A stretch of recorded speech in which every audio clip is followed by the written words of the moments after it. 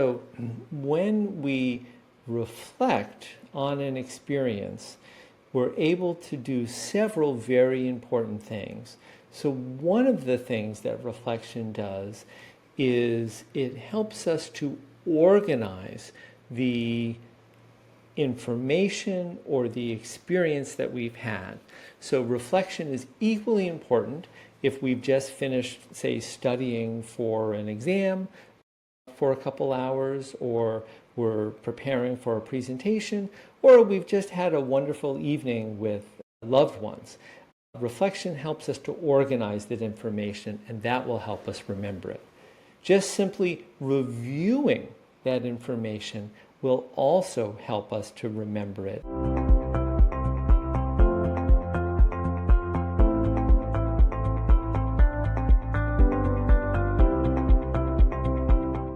Welcome to Mind My Age, presented by Total Life. I'm your host, Neelam Brar, and today we have an extraordinary guest, Dr. Andrew E. Budson. Dr. Budson is a renowned neurologist, researcher, and author with expertise in memory disorders, Alzheimer's research, and dementia.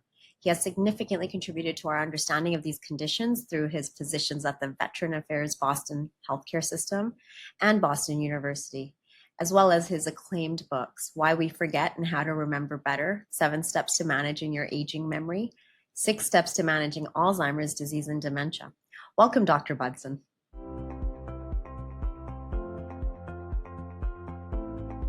Could early memory loss that's related to aging be a precursor or a signal for Alzheimer's and dementia? And how do you delineate between the two for the audience listening that's probably thinking, oh man, I always forget where I put my keys and I don't remember where that was? Absolutely. So let me first just comment on the last thing that you said, which is that if someone has always had trouble remembering where they put their keys or glasses or cell phone or wallet, and now they're getting a little older and they're still doing these same things that they've done all their life, I am not worried about that, and I don't think the person should be worried about that either. But on the other hand, some people are actually quite good at remembering where they put everything, and they don't have to hunt around looking for things. If those individuals are suddenly finding that they are losing their keys, glasses, wallet, pocketbook, and this is like a new thing that did not used to happen, then I would be concerned. So when there's a change in the memory that's really different from the way it used to be, that's one sign that it's probably worth seeing your doctor and just trying to understand, why has my memory changed? To answer your question, we do think normal aging is different from the trajectory that one gets with Alzheimer's and other disorders of memory. But we now know that people know themselves pretty well. And if someone feels that there's a change in their memory, whether it's losing things in the example I gave, or they're getting lost even on familiar routes that never used to happen to them before, when people are noticing a change in themselves, people are pretty good. And one study showed that over a period of 7 years, now that 7 years is a long time, but over a period of 7 years, people who felt like there was something wrong with their memory and were concerned enough about it to go and see their doctor, within 7 years, those people did have a diagnosable disorder, even if there wasn't anything to be diagnosed at the first point in time.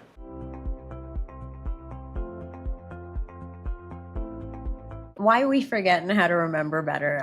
I would love to understand what some of the actionable insights are on how to remember better, because I think that impacts people at all ages, as well as those that are starting to see an acceleration of memory decline. So we actually have one memory system that helps us with procedures and skills and habits. People often call this like muscle memory.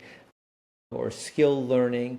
And this is a way that we can remember how to ride a bike, how to touch a type, how to swing a golf club.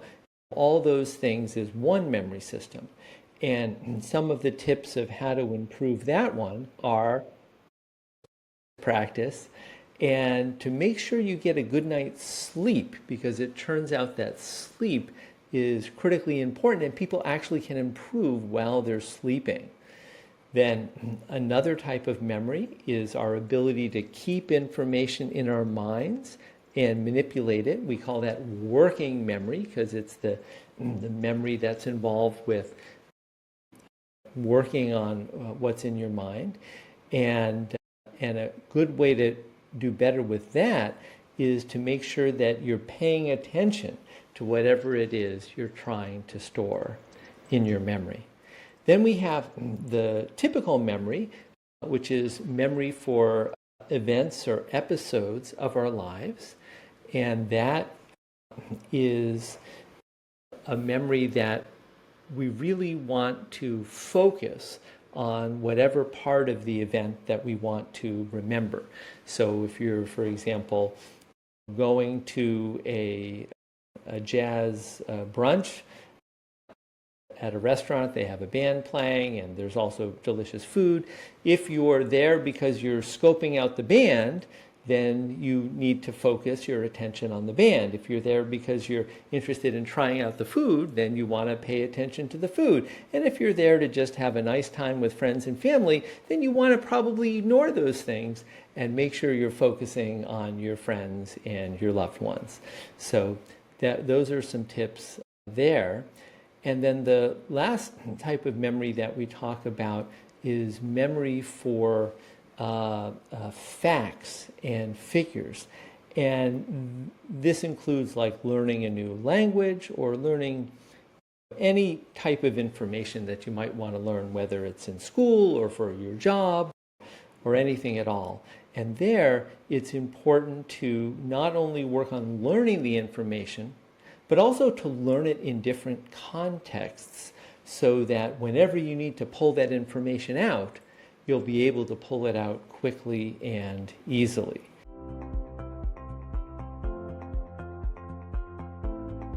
Reflection has a large part in sustaining memory as well. What are some tools around reflection that can support memory and long-term memory? So when we reflect on an experience, we're able to do several very important things. So one of the things that reflection does is it helps us to organize the information or the experience that we've had.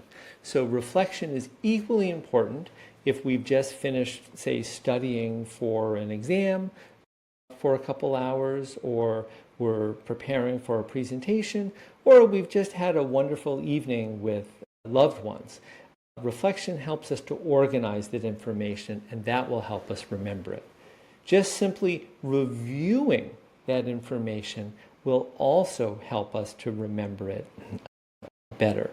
And one of the things that we've learned is that if you space out your learning, if you repeat information and you space it out over time, that helps the learning be extremely long lasting. You can remember things for a lifetime if you, for example, you have a nice day, let's say doing an event with your family in the afternoon, then you reflect on it before you go to bed. Let's say you think about it again the following week, and maybe a month after that, you'll likely remember that for the rest of your life. So reflection really can be a wonderful tool for memory.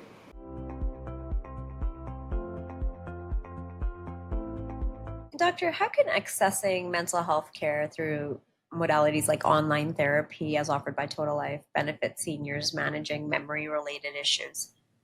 Mental health problems are huge, and we need all the available resources as possible.